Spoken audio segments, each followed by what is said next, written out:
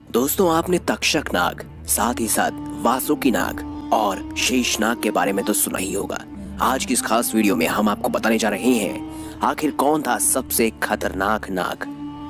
इसीलिए इस वीडियो को अंत तक जरूर देखिएगा ताकि आप भी इस रहस्य से पर्दा उठा सकें। चैनल को सब्सक्राइब करें और बेल आइकन जरूर दबाएं ताकि ऐसी ही खास लेटेस्ट अपडेटेड वीडियोस आपको जानने और सुनने को मिलती रहे। दोस्तों, हिंदू धर्म के पुराणों में कुछ नाग और नागियों का उल्लेख मिलता है। नाग भारतवर्ष में वैसे भी धार्मिक दृष्टि से काफी महत्व रखते हैं। महाभारत से लेकर कई पौराणिक कथाओं में इनकी कहानियां पढ़ी जा सकती हैं। शेषनाग, वासुकी, तक्षक, कालिया, मनसा देवी, कैरविया नाग, उल्पी कई प्रसिद्ध नाग नागिन हैं जिनके बारे में जानने और सुनने को मिलता है। चलिए जानते हैं इसी क्रम में सबसे पहले शेषनाग के बारे में। दोस्तों, आपने कई पौराणिक कथाओं में इनका नाम सुना होगा। धार्मिक मान्यता है कि शेषनाग सब नागों में सर्वश्रेष्ठ है। ये भी कहा जाता है कि इन्हीं के फन पर समस्त संसार टिका हुआ है। शेषनाग का निवास पाताल लोक में बताया जाता है।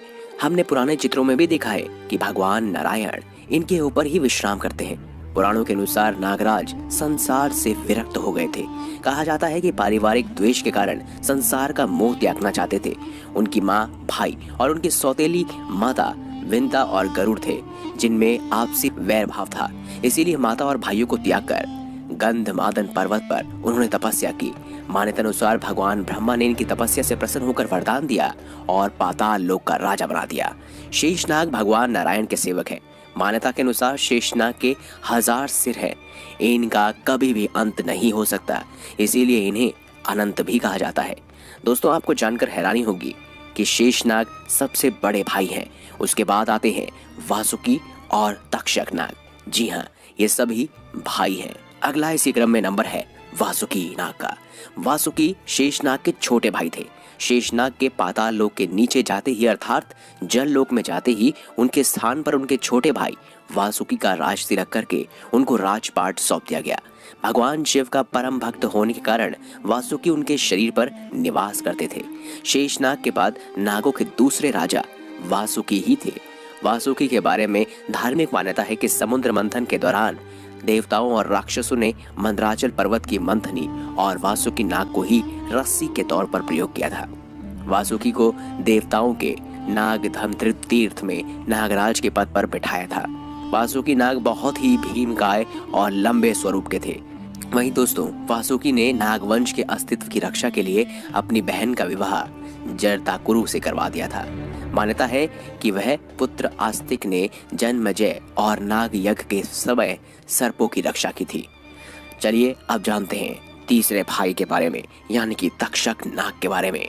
दोस्तों, पौराणिक कथा के अनुसार तक्षक पाताल लोक के रहने वाले 8 नागों में से एक है। तक्षक का उल्लेख महाभारत में भी मिलता है। वहीं श्रृंगी ऋषि के श्राप के चलते तक्षक ने राजा परीक्षित को एक युद्ध के दौरान डसा था, जिससे उनकी मृत्यु हो गई थी।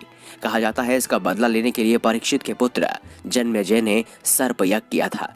इस यज्ञ कुंड में अनेक सर्प आकर गिरने लगे। इस तरह नागवंश खतरे में आ गया।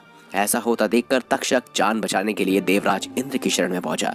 जैसे ही तक्षक का नाम लेकर यज्ञ आहुति डाली गई, वह यज्ञ कुंड में गिरने लगा। तभी आस्तिक ऋषि ने अपने मंत्रोच्चारण से तक्षक को आकाश में ही रोक दिया और आस्तिक मुनि के आग्रह पर जन्मेजय ने सर्प यज्ञ पर भी विराम लगा दिया।